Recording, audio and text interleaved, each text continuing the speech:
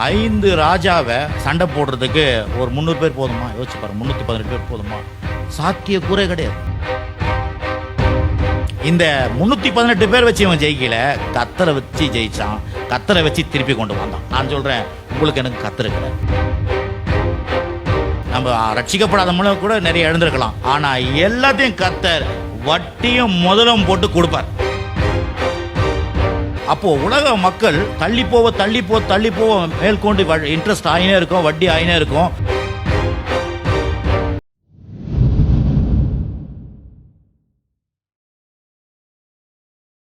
ஆபிரகாமுடைய சகோதரனுடைய லோத்துடைய வாழ்க்கையில எதிராளி இருக்கிற ஒரு 5 ராஜாக்கள் வந்து எல்லாத்தையும் திருடின்னு போயிட்டாங்க. அவங்களுடைய பொருள் எல்லாம் திருடின்னு போயிட்டாங்க, எல்லாம் அடிச்சு பிடின்னு போயிட்டாங்க. இப்போ பிடுங்கின பிறகு இப்போ ஆபிரகாமுக்கு அது தெரிஞ்சிடுச்சு. ஆபிரகாமுக்கு தெரிஞ்ச உடனே ஆபிரகாம் என்ன பண்ணாரு, 300 இதெல்லாம் அப்படியே வாசிச்சிடுறேன், 318 பேர் வீரர்களை கொண்டு போய் எப்படிங்க 5 ராஜாவை சண்டை போடுறதுக்கு ஒரு 300 பேர் போதுமா? யோசிச்சு பாருங்க, 318 பேர் போதுமா?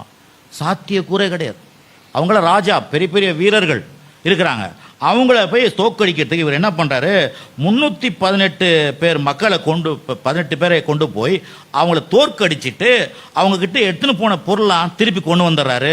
ஆதியாகமம் புஸ்தகம் 14ஆம் அதிகாரம் 16-20. உன் சத்துருக்களை உன் கையில் ஒப்பு கொடுத்த உன்னதமான தேவனுக்கு ஸ்தோத்திரம் என்று சொன்னான். 20 வாசிக்கிறேன். இவனுக்கு ஆபிரகாம் எல்லாவற்றிலும் தசமபாகம் கொடுத்தான்.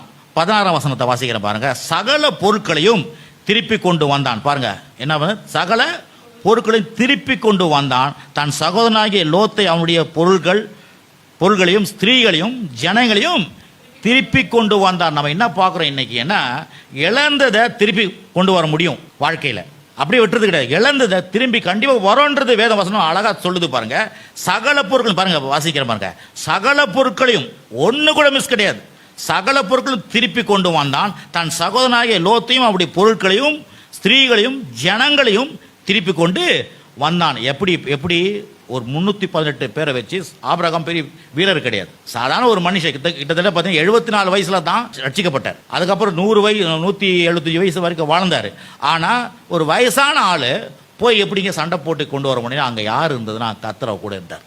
அது திருப்பி கொள்றதுக்கான எல்லா உதவியும் அவர் சார். அதனால தான் இங்கே சொல்லப்பட்டு 20ஆம் வசனம், உன் சத்துருக்களை உன் கையில் ஒப்பு கொடுத்த உன்னதமான தேவனுக்கு ஸ்தோத்திரம் என்று சொன்னான். இவனுக்கு ஆபிரகாம் எல்லாவற்றிலும் தசமபாகம் கொடுத்தான். என்ன சொல்லப்பட்டிருக்குதுன்னா, இந்த 318 பேர் வச்சு இவன் ஜெயிக்கல, கத்தரை வச்சு ஜெயிச்சான்.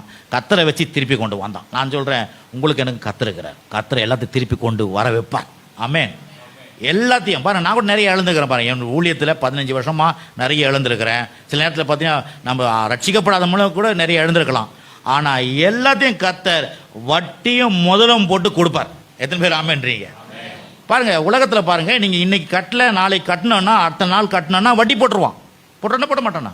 நாள் கணக்கில் வட்டி போடுவான், தெரியுங்களா? அவர் கணக்கில் வட்டிக்கு போட்டு வாங்கிடுவான். ஏன்னா அப்போதான் அதான் சொல்லுவாங்க, அதான் இன்ட்ரெஸ்ட்ன்றான். இல்லைன்னா எதுக்கு கொடுக்குறது அப்படின்னுமா. அப்போ உலக மக்கள் தள்ளி போவ மேற்கொண்டு இன்ட்ரெஸ்ட் ஆகினே இருக்கும், வட்டி ஆகினே இருக்கும். அதெல்லாம் வச்சு கொடுத்தா தான் மீட்க முடியும் எதையா இருந்தாலுமே. அப்படி இருக்கும்போது யோசிச்சு பாருங்க, நமக்கு லேட் ஆகுதுன்னு வச்சிங்களேன், லேட்டானா அப்படியே கிடைச்ச மாதிரியே கொடுப்பாரு கத்தர். இல்லைங்க, கத்தர் அதுக்கு மேலே வட்டிக்கு மேலே போட்டு கொடுப்பாரு. எதுவுமே ஆமேன்றீங்க? நான் பாருங்க, நீங்க விசுவாசினே இல்லை, நான் விசுவாசிக்கிறேன். ஏன்னா நான் எதெல்லாம் இழந்திருக்கிறேனோ அதையெல்லாம் கத்தர் 7 மடங்கு 100 மடங்கு கண்டிப்பாக திருப்பி தருவார் எனக்கு. ஏன்னா இப்போ யோசிச்சு பார்க்குறேன், இதெல்லாம் இந்த முன்கூட்டின்னு சத்தியம் தெரியல எனக்கு, இப்போ தான் தெரியுது. விழிப்புணர்வு பாருங்க, இப்போ தான் புரியுது இதை பற்றி. இதுக்கு முன்னே தெரிஞ்சிருந்தா நிறைய இழந்ததெல்லாம் திருப்பி நான் வாங்கிட்டு இருப்பேன். ஆனால் இப்போ தான் தெரியுது, இழந்ததெல்லாம் திருப்பி கத்தர் கொடுப்பாருன்றது இப்போ தான் கண்டு தெரியுது. ஆனால் இதுக்கு ஏற்கனவே எழுதப்பட்டிருக்குது, ஏற்கனவே இந்த சம்பவம்லாம் இருக்குது. ஆனால் இதை குறித்து நம்ம கவனிக்கல இதை. ஆனால் இன்னைக்கு கவனிச்சிருக்கிறோம். இனிமேல் நம்ம ஏமாறவே கூடாது. சொல்லுங்க, ஏமாறவே கூடாது. நான் ஏமாறவே மாட்டேன். ஏன்னா நான் ஏமாறுவதுக்காக கத்தர் நம்மளை அழைக்கல. கத்தர் நம்ம வந்து நல்ல ஞானம் புத்திவான்களாக இருக்க முடியாது. கத்தர் நம்மளை அழைச்சிருக்காரு. ஆமென்.